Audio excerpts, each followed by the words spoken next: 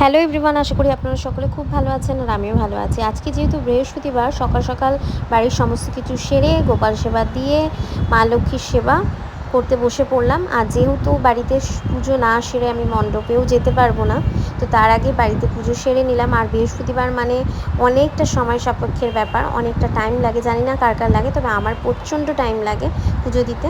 আর তারপরে মণ্ডপে চলে এলাম, যেহেতু আজকে দধিকর্মা করা হবে গন্নুর জন্য।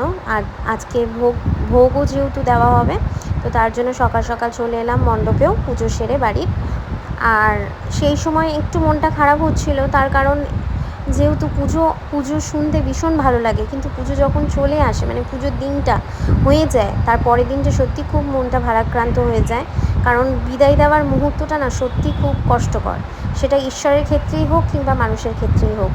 তো যাই হোক, পুজো যখন করা হয়ে গেছে, তো বিদায় তো দিতেই হবে ভালো মনে, খুশি মনে, যাতে তারাও আবার নেক্সট ইয়ার খুব ভালোভাবে আসতে পারে।